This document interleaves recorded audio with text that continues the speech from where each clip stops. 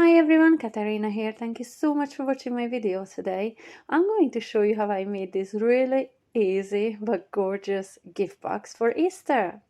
The lovely papers and the clip arts are from a digital collection which was designed by the lovely Monika from Crafting with Quilling Lady, and it is called the Colorful Easter.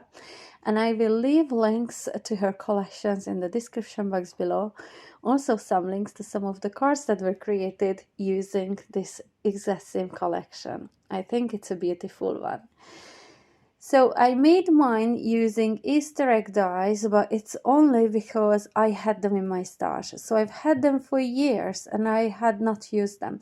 You can very easily swap those out for ovals to get a very similar look. I've done that before in the past. So the dies that I used are from Surprise Creation. As I mentioned, they were in my stash for many years and I don't think I ever used this before. So the size of the box is about just under 7 inches tall and just under 5 inches wide. So if you have any ovals in around that size, this would work perfectly for the size of the box that I'm making today. I used 2 of those dies, largest one with the measurements that I just told you, the smaller one a little bit smaller than that. So with the largest one, I cut out 2 of these purple egg shapes, and with the smaller one 2 of the pattern paper. And just wanted to show you that the pattern paper for this pink one and the other one with the blue and yellows came actually from the same digital paper. How cool is that?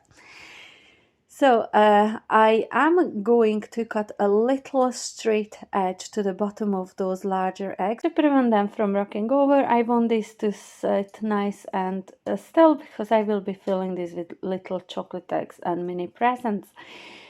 So I'm just lining the 2 larger eggs up and I'm cutting away with my guillotine, really just that much. You can see here in my hand, almost nothing, very little I've just cut away. This will help for the egg shapes to stand up nice and straight. Using my coral glue, I'm going to glue the pattern paper on top of the purple cardstock. The coral glue, once dries, will dry really nice and really strong with no warping to my cardstock at all. And I'm going to spread out the glue on both of those sides. I'm going to set this aside to dry a bit. Now I'm going to take a piece of that same purple cardstock, and this one measures 9 by 10 inches. And I'm going to score down at 3 inches on all 4 sides. Once the box is assembled, this size would leave me with a box that is 3 inches in height, 3 inches wide, and 4 inches long. I'm folding and burnishing all those score lines, making sure the lines are nice and crisp. And once that's done, I'm just going to release the tabs in all 4 corners, cutting down along the score line, cut a little wedge away. And I'm also going to shorten those tabs just for when I am assembling the box to prevent any bulking. Going to do the same on this other side, cut a wedge away and shorten the tab. This is how it should look like, and now I'm going to repeat exactly the same process on the other side of my box again. So just cutting down the score line, cut a wedge away and shortening the tab. Once it's looking like this, it's time to glue these tabs together. So I am going to add my glue onto the tabs that we cut away pieces from, so the ones that we have shortened down, meaning the tab in the middle that we hadn't cut pieces away from will be the last one to be glued, so it will be on the outside of the box, and this will make sense in here now, because you will see exactly that I'm adding my glue to the 2 shorter tabs first, gluing them on top of each other, and last I'm going to fold over the tab that is full intact, like a 3 by 3 inch square. I really hope I explained that well. It does make sense in my head. I really hope it makes sense for you too. Another piece of cardstock that I will need is a 1 inch wide strip of cardstock.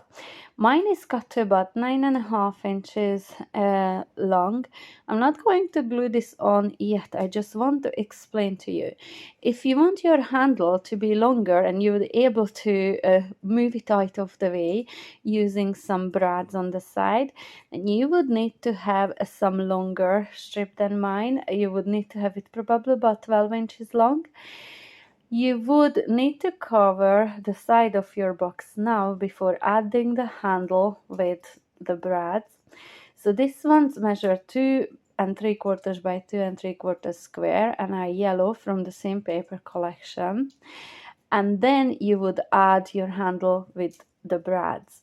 I'm not going to do that yet. I will wait gluing the handles on once the whole box is assembled, because I do not want to use the brads. I know I'm going to fill my egg box with some little chocolates and smaller presents, which I will be able to slide in beside the handle in there. And here I'm just going to use my grid lines on my mat to help me figure out where to put the box. Once I am gluing the box behind the egg, I want to be sure that it will be hid behind that egg completely. If I pull it up too high, parts of that box would be hanging over, and I don't want that. So I'm lining up the 2 egg shapes in there, and the bottom of the eggs where I cut a straight edge away are lined up perfectly, and then the side of the eggs, one of them I pulled closer towards me. So now I'm able to pull a little line on 2 of those eggs. And the same on the other side. Then I move the one away, and I'm using the grid line to add the mark. This will help me figure out where exactly to glue the box on both eggs, so it's on the same place. Not one of the eggs is higher, the other one lower, then that wouldn't stand up nicely and straight. So again, I'm using my color glue, and I'm applying some pressure inside in there, spreading out that glue, and on the other side as well. Now I will be able to turn this over, and because I already have those pencil lines on the other side of the egg, I know exactly where the bottom of the box should be going. And it is very easy then just to remove those pencil lines with some plain rubber, really. So now I know it stands up straight. I am spreading out the glue, reinforcing that stickiness in there a bit, and then I'm coming in with my handle. And as I mentioned earlier, for what I'm using this, I don't need this to come over the top of the egg shape in there. I don't need this to be able to move out of the way. So I'm just gluing it straight onto the sides of my box. But if you want to use your brads, add your layer on top of the side of the box first, or to decorate the sides of the box first, and then attach your handle using a little brads. So now I am adding this little square in here. This was measured 2 3/4 by 2 3/4, and they tidy up the sides for me perfectly. As I said, that whatever I will be using to add into these boxes, I will be able to slide in beside the handle there easily. It is quite roomy there, just the way it is, without moving the handle out of the way. So now it is time to decorate the side of my box, and I'm taking the clip arts from Monika's collection. And this trick that I'm doing here, I actually learned from Monika. I've seen it in one of her videos. I've cut a slit alongside the rim of the basket in there using my craft knife. And I'm rubbish with a craft knife. I cut myself more times than I care to mention in here, but this one was very easy to cut along. So I'm going to use some of those willow sprigs, some Easter eggs, some little animals, and just adding a little chick there. How cute would it look along between the eggs in there? I might just go back and cut some more chicks out to do that. But for now, I'm just going to decorate this one, adding some of these willow sprigs. And because I have cut that slit in there, I'm able to slide them inside the basket, making this look very three-dimensional. I think it's such a cool technique to do. Thank you, Monika, for showing me this. I really, really love doing this now. So I've added 3 in there, I think. And now I'm going to do something which I don't advise you to do. I am gluing those sprigs down. I don't know why I did that. I didn't do that the first time I made the other egg. I have no idea. Because now when I went ahead to slide those eggs in there, I couldn't slide them in because obviously I glued it shut. So don't do this. Do as I say, not as I do.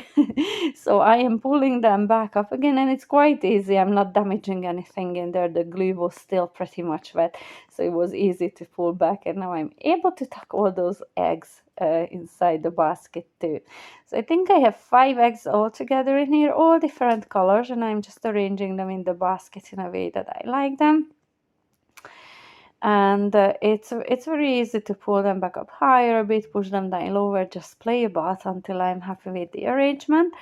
And then I'm going to turn it over and apply some liquid glue before covering the whole back of this basket with some double-sided foam pads. And the reason I'm doing this because there's quite a lot of dimension in here. The cardstock that I'm using, that I've cut this out of, I printed on, is quite heavyweight, so you can see how there's all the different layers create quite a dimension.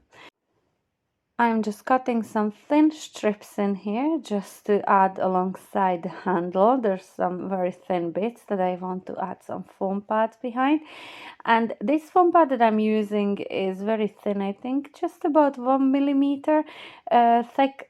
So it's not going to create some extreme dimension, just a very nice and soft one for me. So I'm adding those thin strips in there behind the handle and behind some of the sprigs, and then some more foam pads alongside the basket, attaching it to my egg.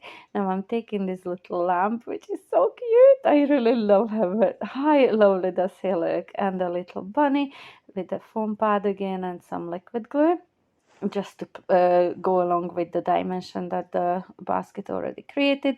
And I just glued the little chicks just on the bottom of that basket in there. And just like that, are super easy but really pretty Easter egg-shaped baskets, boxes, bags are ready.